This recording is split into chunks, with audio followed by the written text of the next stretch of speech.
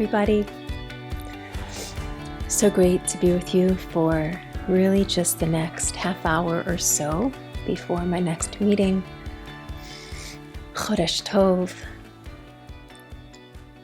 Baruch Hashem, so busy, but really just wanted to take time to connect before the new Chag, the new influx. Connecting with you gives me a chance to let you know what we're busy with at the school, but also to share how amazing and relevant the Torah is in healing our lives, healing us as individuals, as couples, as units, as families, as communities, as Klal Yisrael.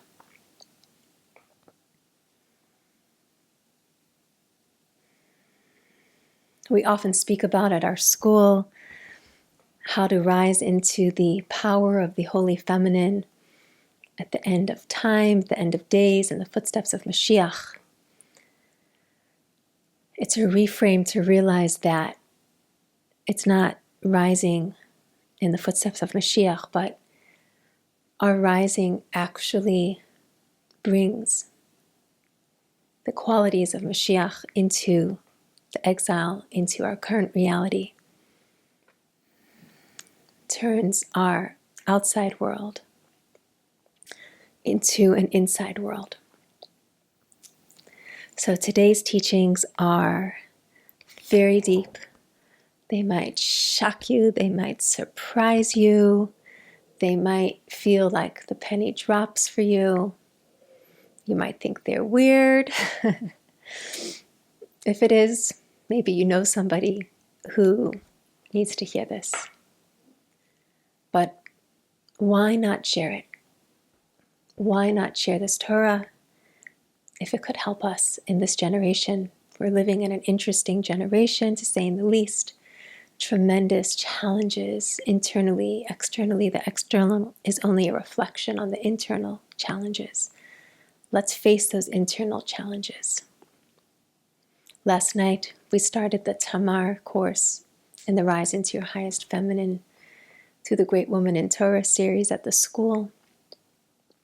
It is such hashgacha, such divine providence, because the mystical sources say that Tamar and Ruth are the same soul. They have a very deep connection. Their names are very similar, actually. Most female names end with a hey. Both of theirs doesn't. They both share the tuf and the resh. Tamar and Ruth. So the Torah solves our deepest problems, our unmet needs. It's all there. We just need to know how to access it, which Hashem is allowing us to. He's showing us the way. He's showing us the paths. So just last night, we were talking about Tamar and Ruth are both described in the sources as carriers of holders of the curious trait of chutzpah de kedusha. They had holy chutzpah, holy insolence, brazenness, fortitude, confidence to do what was right, even if things on the outside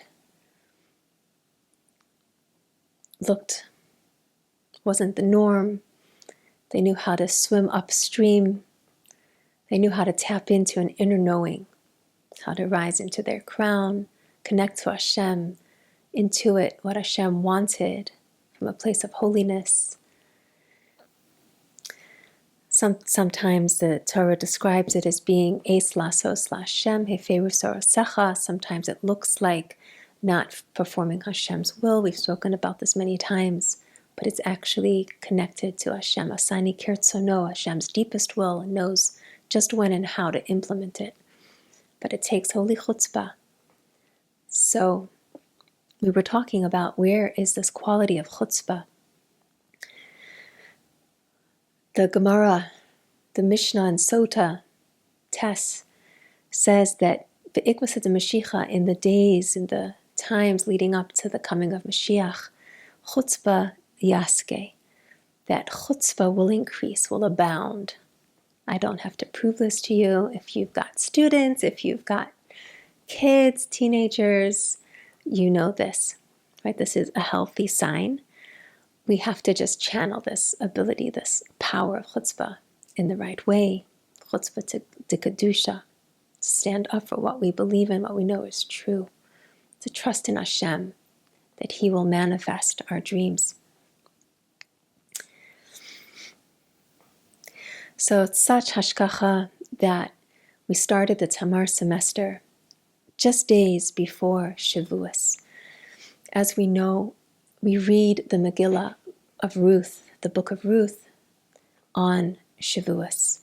So to know that Ruth was a reincarnation, a Gilgul of Tamar, that their souls are one and the same, that they are so intimately connected, I thought this would be a beautiful little note message to leave you with going into Shavuos.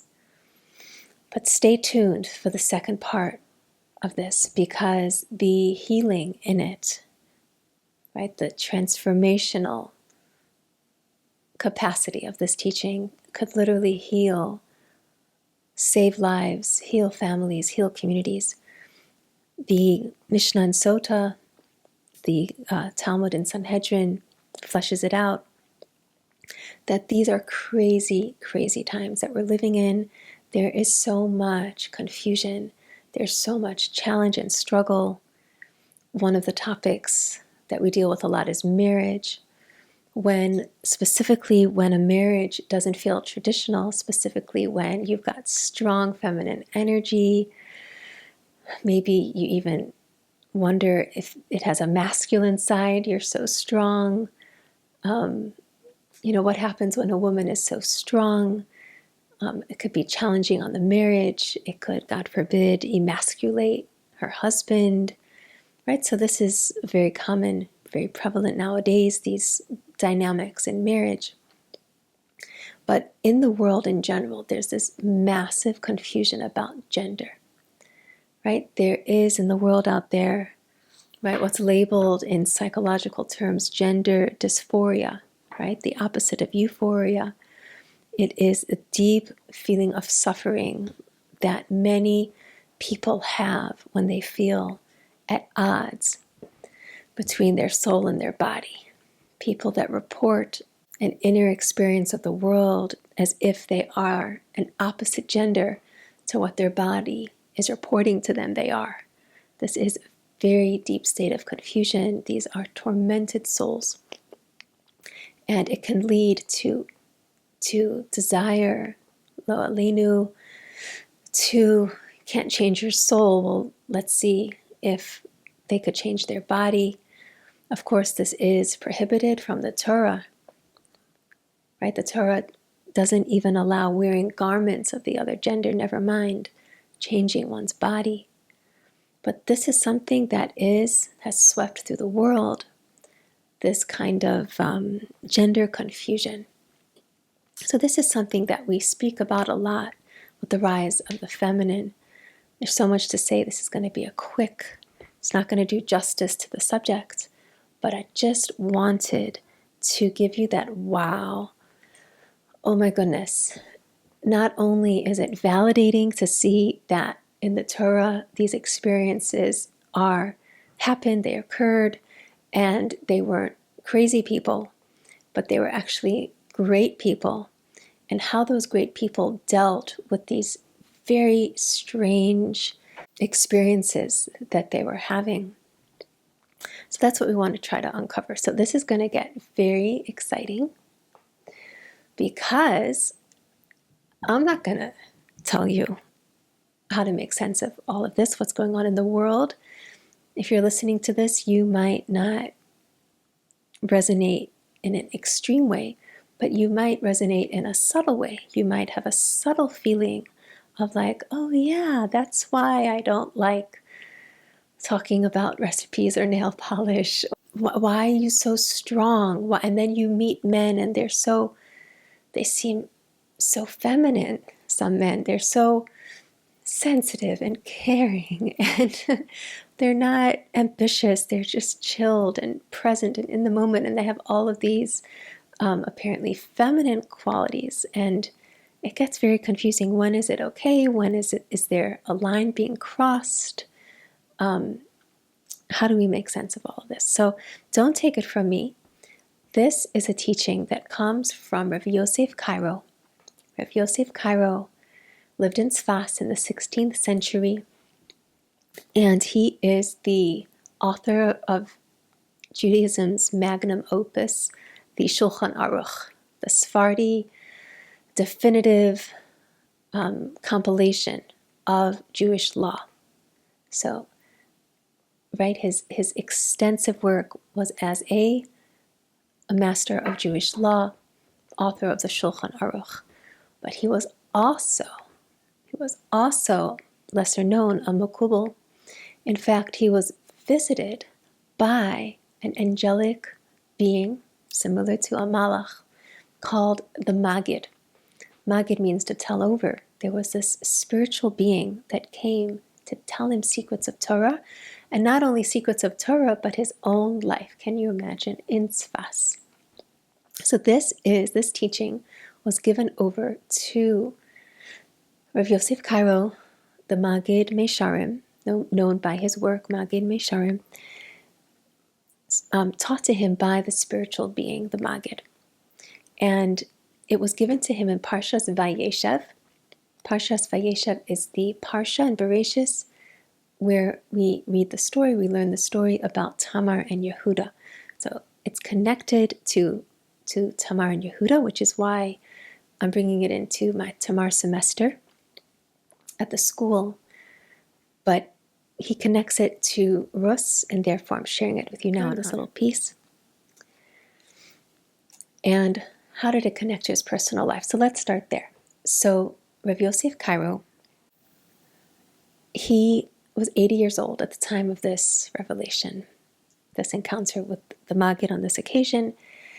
And he had been married, I want to say unsuccessfully, in the sense that their union had not yet been blessed with a child, had been infertile with his third wife. So he was married to two Sephardi women who had passed away, and he married a much younger Ashkenazi woman who he was hoping to have children from. I think he lost some of his children when he lost his second wife. So he desperately wanted to have more children. He ends up having a son, which is what the story is about, and the son's name is Yehuda, and Yehuda ends up writing the story for all of us and compiling his works. Anyway, so the story goes that he was deeply troubled by the fact that his new wife hadn't yet conceived. So the Magid comes to him and says, I'm going to tell you, I already told you about the secrets of your second wives. I have no idea what those secrets are. Didn't see that section. Now I'm going to tell you the mystery of your third wife. So he says, your third wife has not a feminine soul, but a masculine soul. And because of that, she hasn't been able to give birth because she's not actually, on a soul level, a woman. She's actually a Gilgul, a reincarnation of a man. It's freaky, right? Weird, I know. Don't say I didn't warn you. Although this isn't so strange, because further back in the Magid Mesharim, he says the same thing with Sarah. Before Hashem gave her new name of Sarah, when she was Sarai, she too had a masculine soul, and therefore she wasn't born with a womb. And therefore it was a miracle for her to become pregnant, and Hashem had to change her name because he actually changed her soul as well to match the new name. So too with Abraham. We're going to see that Avram was changed to Avraham. Fascinating. Anyway, so back to Parshas Vayeshev. So The Maggid said, your wife is, in her previous generation, she was actually a great Torah sage. So she was, I'm all confused. He was a great Torah sage.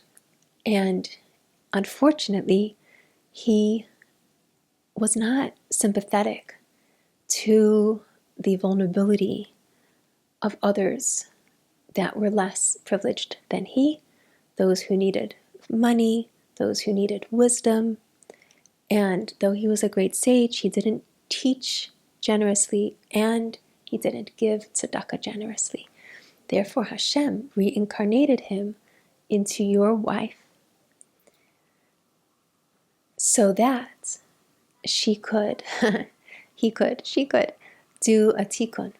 And that's why she's so charitable, and that's why she supports you with your learning to share it, because this is a reincarnation for her. Because now she feels what it's like to be female, right? Females represent those who need others to care for them, especially in, this is a whole nother discussion, but traditionally the man was the breadwinner. So the woman relied on her husband's income for her sustenance and to take care of the family. It wasn't a derogatory thing, it was just a reality. So now that she is a woman, he is a woman. Now she is sympathetic to what it's like to be on the receiving end, and he's become much more empathetic and is able to give and has performed this tikkun on his neshama. But now that tikkun has been done, the soul's in a state of pain. Number one, maybe she's afraid that she'll lose the Maggid if she can't birth children, or as the fact that she's in a woman's body, not being able to give birth to children causes her pain. So because of her tikkun, Hashem wants to send her children, to have children with you. So now, what needs to happen for this to happen? So this is where the teachings of Tamar come in, which is going to connect to Ruth. So the Maggid says that just like Tamar, the wife of Yehuda,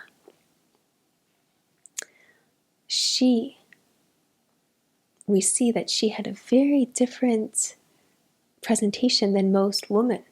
Most women, the Gemara says that derech ha'ish lachzor al ha'isha ve'ein derech ha'isha lachzor al ha'ish, that it's the way of a man to go around looking for his wife, and not the way of a woman to go around looking for her husband, right? The woman is called the Aveda. She's the lost object. She's the rib that he lost. He goes around looking for his lost object. That's the general way. So now what happened with Tamar is she takes initiative. In the story with Yehuda, she goes out. So we already see that there was something different about Tamar. So the Maggid Mesharim comes in and says, actually, Tamar also had a nishmas zachar, had a masculine soul. She was the daughter of Shem. Maybe I don't know if it means the actual daughter, because there were hundreds of years in between Noach and his sons and the story of Tamar and Yehuda. So it could be an offspring. It could be that she had the neshama of Shem in her. But she had this masculine soul. And says the Maggid, but don't worry, she was able to have children with Yehuda from a very surprising reason. And that is because Yehuda had in him aspects of femininity. He had nitzotzos of femininity. This makes sense because Yehuda represents Malchus. All the kings, the Malachim, were going to come from Yehuda. And Malchus, Jewish sovereignty, is actually a feminine attribute, a feminine quality, because the essence of Jewish kingship is receiving Hashem's kingship. So it's the peak of being transparent and letting Hashem's light shine through. The Jewish king had to be so humble. Malchus is very feminine.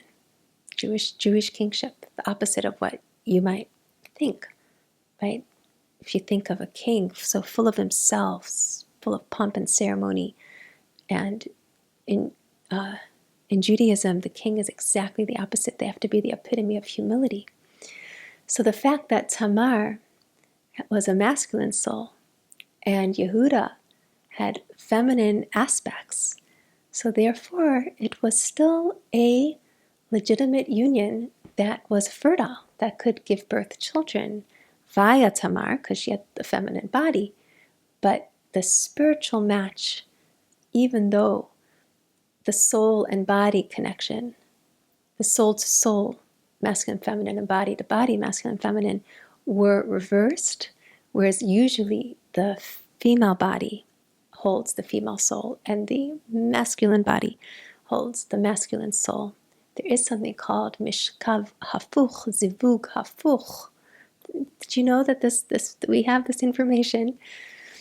And it's when either it could be total, like a total masculine soul, in the case of Tamar, in a total feminine body, or it could be a blend, which means that as long as there's a complementing in the other, so that on the masculine side, in the case if it's a blend, then he has the opposite blend, so then it still works.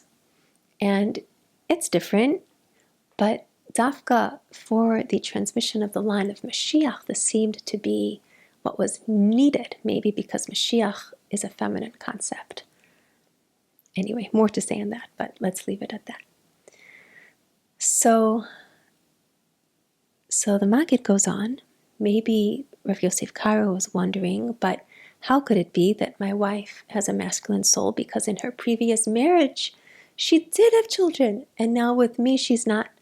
So the Maggid says, I don't know if it was exactly in that order, the Maggid says, oh, that's not a problem, because her previous, like we just said, her previous husband had aspects of femininity in him, so therefore it worked, but you don't.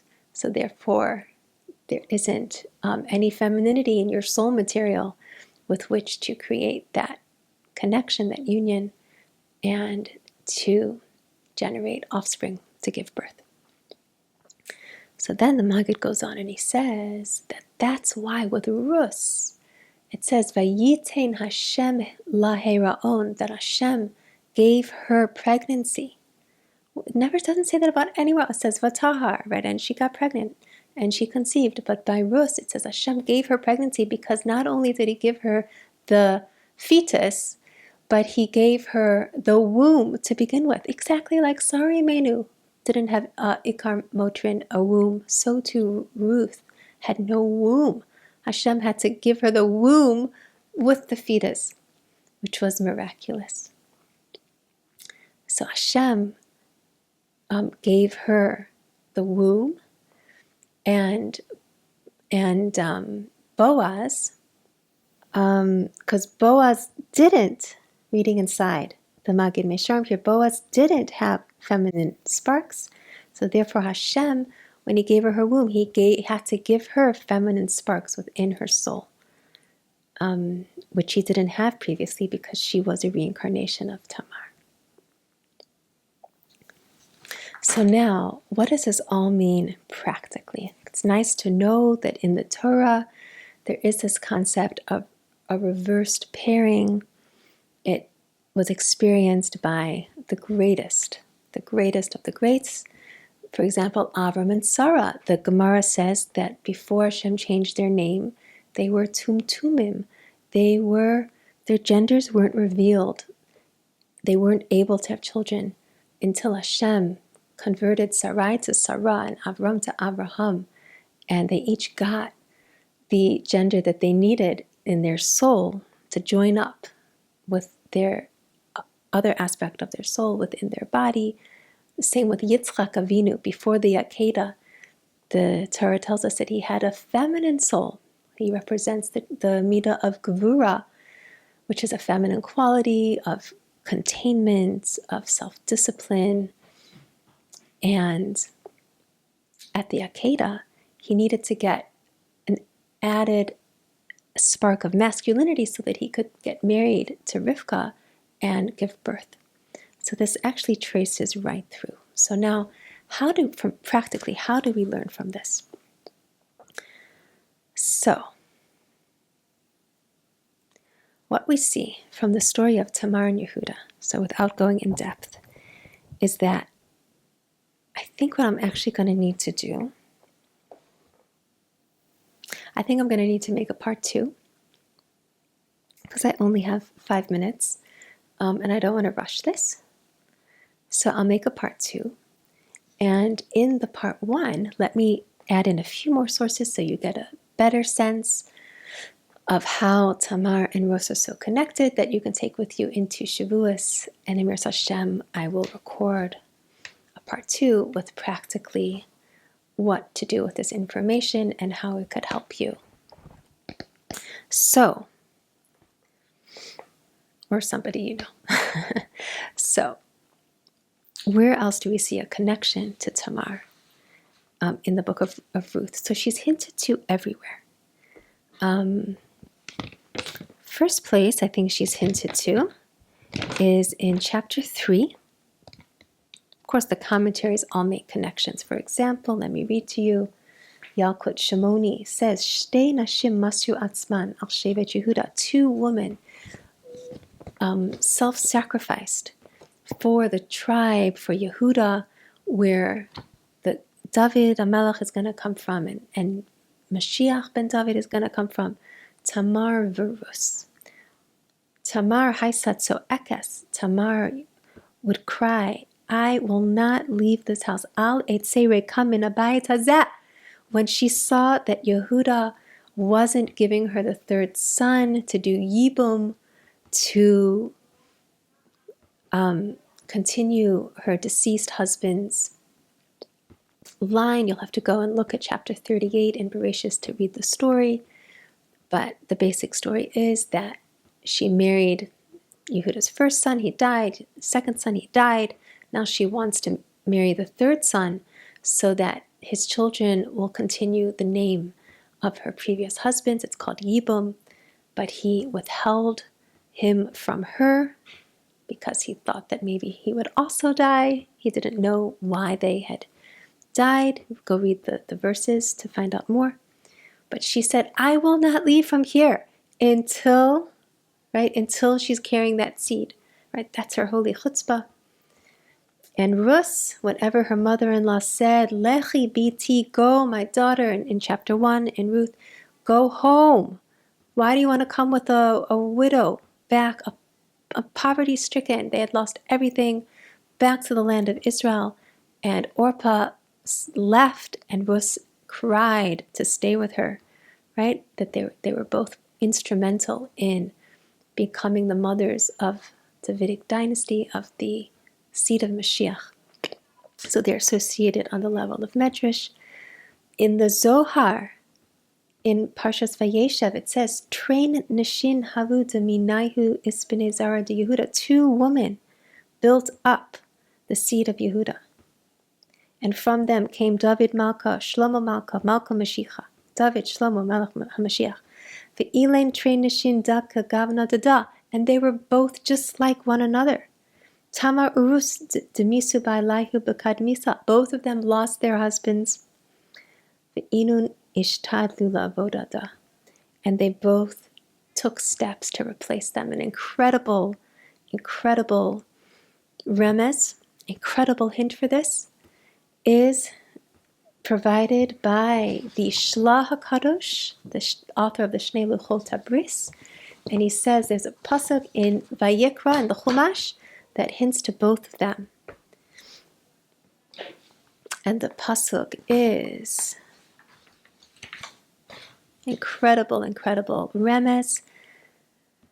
It says, Vayikra, chapter 27, that on the laws of sacrifices, if you want to exchange an animal for an animal that you've already designated for the sacrifice, the law is if you try to exchange it and transfer the holiness of the sanctified animal to the second animal, the law is that they both become sanctified. It's called the halachas of temuros, of exchanging. You try to exchange their status. It says, Im hamer yamer behema bebehema hayahu utemuraso yiyah kodesh. The animal and the one you wanted to exchange, they both become holy. The word utemuraso is made up of the words Tamar and Ruth. Just have to flip around the taf and the vav at the end. Temuraso. Tamar v'Rus, right? Tamar v'Rus. Crazy remez. So the Zohar says they were both exchanges. That's what the whole mitzvah of Yibum is the first wife was supposed to conceive from a given husband, but the husband dies without children. Then she marries somebody else. So she's like a substitute, right, for them, and he's a substitute for her. It's the crazy law of the Temura, of a substitute. So many times in our lives, this is the story. We think something's supposed to go that way. We think that that's how the script should be if we were writing it. And there's a substitute. There's a Temura. Instead of that, I got that. Instead of it was supposed to work out that way, worked out that way. And the Torah tells us, Tamar v'Rus tell us, the secret of Yibum tells us that Tamar v'Rus, both of them are holy. What you thought was holy, but what ends up happening is even holier, because that's what Hashem wanted. Tamar v'Rus were both substitutes. Of course, the Shla goes on and says the mother of Mashiach was also a substitute. His father Yishai thought he was with his Pilegesh, his concubine, but it was really his wife. So that's why everybody was mocking David. Who is this David? He's the daughter of a Pilegesh. She's not holy. But that's why we say in Hallel, like we said today, Rosh Chodesh Sivan, we say, Even shemasu abonim haisala rosh pina, that the stone that the builders scorn, the ones that they think is the lowest, it was a Temura. It actually was his mother. There was no confusion. It just looked like it. So this is the same story, the same theme again and again. So the Zohar brings us very, very strong connection between Tamar and Ruth. And as we read in the Magid Misharim and in the Shla. So, just to conclude, looking into the Perek, we see a little hint in chapter 3. When Ruth goes down, she follows her mother-in-law's instructions to go down in the middle of the night to the granary where Boaz was sleeping, 80-year-old man, to do the mitzvah of Yibum. Very risky business. I'm not teaching you the whole story. I've taught it previous years. You can look back, Shavuos previous years, for the actual story, or read it inside. But as the most precarious moment, when she comes to lie down, she doesn't know how he's going to respond. This daring, bold, holy chutzpah moment. Verse 4, chapter 3, Vayehi b'shachvo v'yadat es hamakom asher yishkav sham. When you lie down, sorry, this is Naomi still giving Ruth instructions, and you will know the place that Yishkav Sham, he's lying there, right?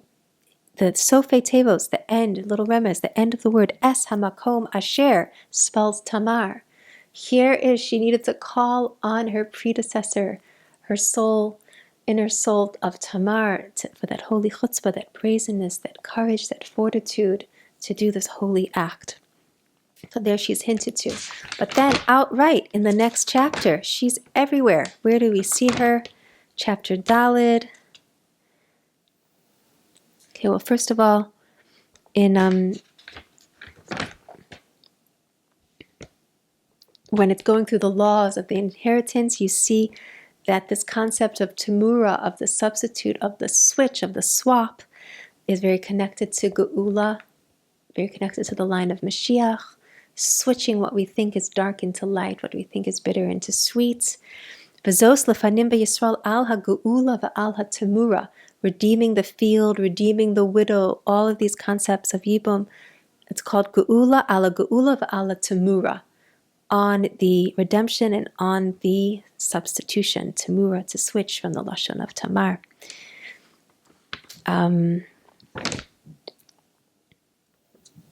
Here we go. So vayomer kol ha'am asher b'shar. So they go, they get married. This is the next day.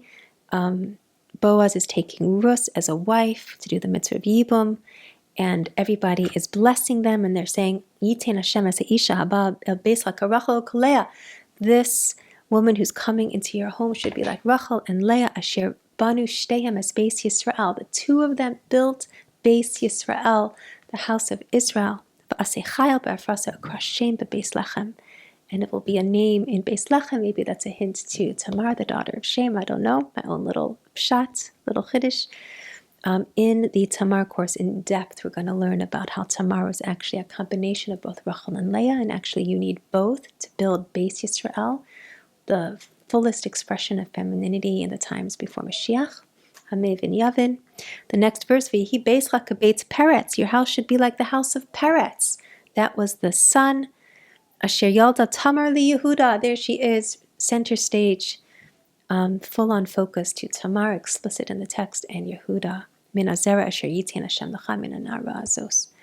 And then finally the lineage is given over. At the very end it starts with Elet Toldos Peretz, Peretz Holidas Chetzron, who gave birth to Ram, who gave birth to Aminadav, who gave birth to Nachshon, who gave birth to Salma, who gave birth to Boaz, who gave birth to Oved, who gave birth to Yishai, who gave birth to David.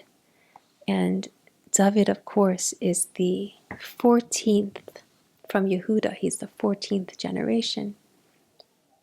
I believe from Yehuda, Shlomo Melech is the 15th, considered the moon in its fullest light and glory. There'll come a time when the light of the moon will no longer diminish, when the Malchus Beis David returns to us through Mashiach. But who was the mother of this all? It was Ruth, and it was Tamar.